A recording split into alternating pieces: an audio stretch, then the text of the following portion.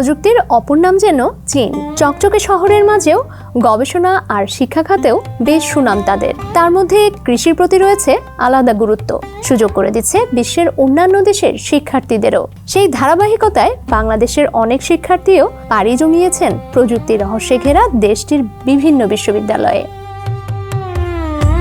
চীনের Beijing, Shanghai, Wuhan, Guangzhou ও Xiamen সহ নানা শহরে পড়ছেন বাংলাদেশের শিক্ষার্থীরা। ক্যাম্পাসের বিশাল পরিসরে অত্যাধুনিক গবেষণার এই ফলাফল দেশের কৃষিতেও কাজে লাগাতে চান শিক্ষার্থীরা।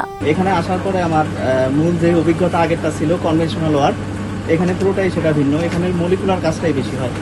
আমি এখন কাজ করতেছি জিঙ্কের ওপরে। এটা হচ্ছে আমার ক্রিসপার লাইন, সেম জিঙ্ক ট্রিটমেন্টের ওপরে। এটার মাধ্যমে আমরা পরবর্তীতে ফিনোটাইপিং করে ভ্যালিডেশন করব যে আমার জিনটা আসলেই ভ্যালিডেট কিনা।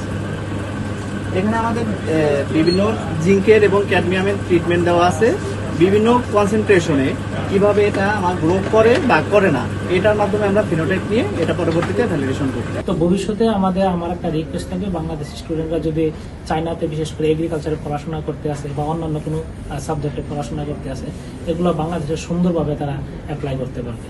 তো আমি সবাইকে ধন্যবাদ জানাই এবং আপনাকেও ধন্যবাদ জানাই আমার ইনস্টিটিউটে আসার জন্য, এই চাইনিজ একাডেমি অফ এগ্রিকালচারাল সায়েন্সে, এবং আমাদের যে আমরা যা অর্জন করছি এগুলো যেন আমরা ভালোভাবে দেশে গিয়ে অ্যাপ্লাই করতে পারি।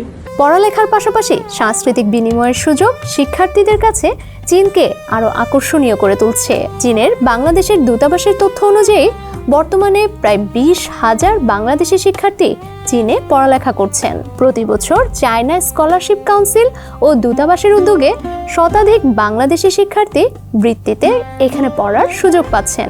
রয়েছে বিজ্ঞান, প্রকৌশল, চিকিৎসা, কৃষি, তথ্য প্রযুক্তি, ব্যবসায় প্রশাসন ও আন্তর্জাতিক সম্পর্ক সহ বিভিন্ন বিষয়। চীন ও ইংরেজি উভয় ভাষায় পড়ালেখার সুযোগ মিলছে।